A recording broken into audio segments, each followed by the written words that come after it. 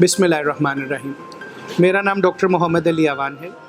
मैं endocrinology, preventive hypertension, preventive cardiology and treatment in internal medicine में practice करता हूँ। मैं फ़ेलो हूँ Pakistan college of family physician का। मेरे पास अल्हम्दुलिल्लाह अमेरिकन हाइपरटेंसिव एसोसिएशन की मेंबरशिप है।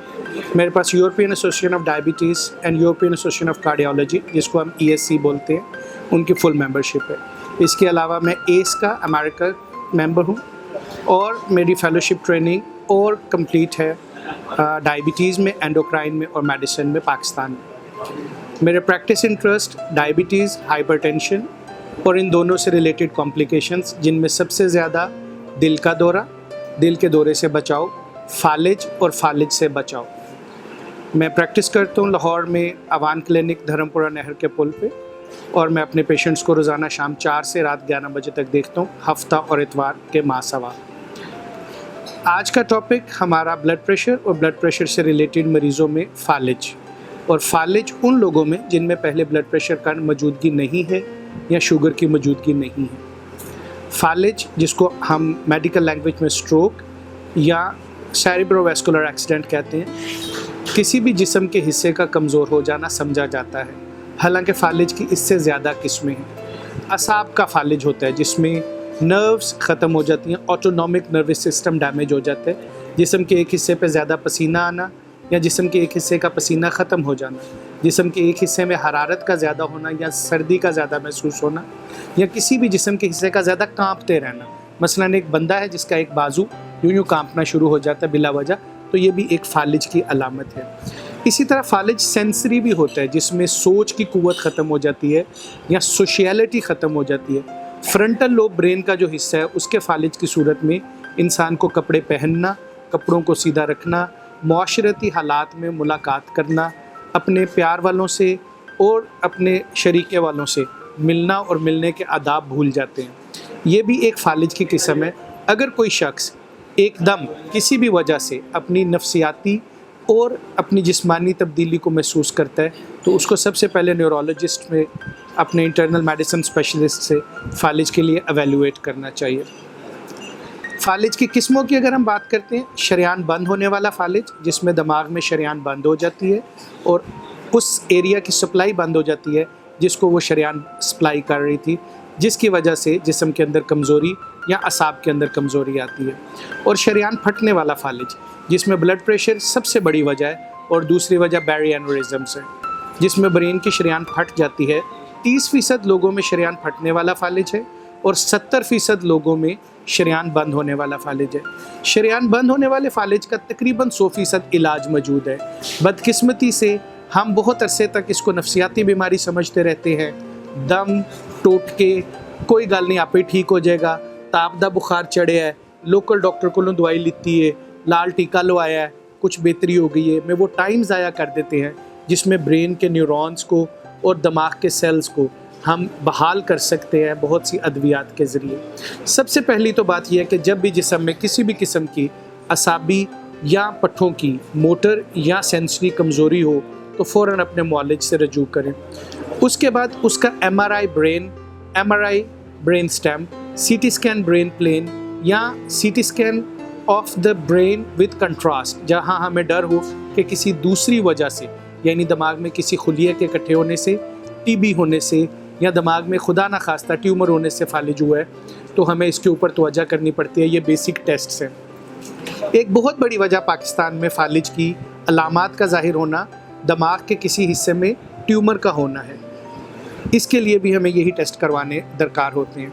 किसी शख्स की अगर आंखें अंदर की तरफ को डूब जाएं, यानी एक आंख सीधी और दूसरी टेढ़ी हो गई है, या एक आंख का पुतली चौड़ी हो गई है और आगे की लिड बंद हो गई है, जिसको हम टोसिस कहते हैं, तो ये भी 3rd नर्व पाल्सी और 6th नर्व पाल्सी की वजह से है। ये भी फालिज की एक किस्म है। हम कहते हैं जो लकवा हो गया, लकवा 7th नर्व पाल्सी है, ये भी फालिज की एक किस्म है। तो सबसे पहले तशखीस है, जिसमें नर्व्स को हमें देखना है, जिसमें ब्रेन के सेल्स को हमें देखना है, जिसमें एरिया ऑफ इन्वॉल्वमेंट को हमें देखना है, और इसके बाद फिर इलाज है। जब हम इलाज की बात करते हैं, तो सबसे पहले मरीज़ का ब्लड प्रेशर कंट्रोल होना और शुगर कंट्रोल होना।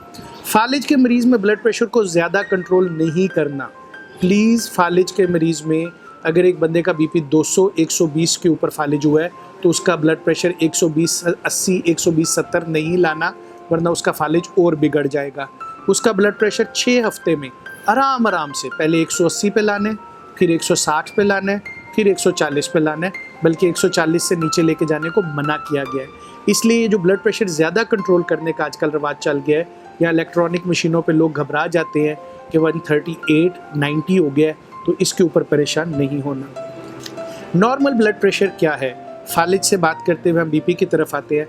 नॉर्मल ब्लड प्रेशर 120 80 है, लेकिन 140 90 तक दवाई शुरू नहीं करनी, तो वो एबनॉर्मल तो है, लेकिन it doesn't require any medication. सिर्फ नमक की कमी और लाइफस्टाइल मॉडिफिकेशन, जिसमें वॉक, एक्सरसाइज, स्ट्रेस में कमी। मेरा ये पैगाम है और मैं ये खुल के कहता हूँ कि एक ज़िंदगी है, एक दफ़ा जीनी है, अपने स्ट्रेसेस को ख़त्म करिए। इन स्ट्रेसेस के साथ ना जिए, क्योंकि ये ज़िंदगी दोबारा नहीं आनी। जो आज का दिन गुजर गया, जो भी स्ट्रेस है, अपनी स्ट्रेस मैनेजमेंट के ऊपर तवज्जो करें। फालिज के इलाज की अद्वियात की बात कर लें, खून पतला करने की दवाइयाँ जिसमें एस्पिरिन, क्लोपिडोग्रिल, और अब हमारे पास बहुत सी नई दवाइयाँ ऐसी आ चुकी हैं जिसमें वराटा एक दवाई है, तो ये ब्रेन के अंदर खून की सप्लाई को बहाल करने में इस्तेमाल होती हैं। अगर दिल की पट्ठों की कमज़ोरी की वजह से, या दिल की दीवारों में खुलिए इकट्ठे होने की वजह से, या दिल की दीवारें कमज़ोर होने की वजह से, कार्डियोमायोपैथी की वजह से, या वेल्व लीक होने की वजह से फालिज हो रहा है, या एट्रियल फिब्रिलेशन की वजह से फालिज हो रहा है, तो ऐसे मरीज़ों में खून पतला करने की बड़ी दवाई जिसमें वारफरीन और नेबैक्सो या अरिक्स्टा के इंजेक्शंस का इस्तेमाल किया जाता है। इलाज में बहुत से न्यूरोट्रॉपिक्स हैं जिनमें न्यूट्रोपिल, हाइड्रोजिन, बेविडॉक्स और एनर्जिन, जिनको बैलोबा है। ये दवाइयाँ फैंसी दवाइयाँ कहलाती हैं, लेकिन बिलीव यू मी, हम सैकड़ों नहीं हज़ारों मरीज़ों में फालिज का कामयाब इलाज इन्हीं दवाइयों की बेस पे कर चुके हैं। पहला पैगाम ये है कि serial monitoring of your blood pressure and sugar, ताकि फालिज होने की अलामात ही ना हो। कोलेस्ट्रॉल को कंट्रोल रखना, हेल्दी लाइफस्टाइल, अपने स्ट्रेस को कवर रखना, अपने मुआलिज से मुलाकात के लिए टाइम निकालना। हमारे पास हर चीज़ के लिए टाइम है।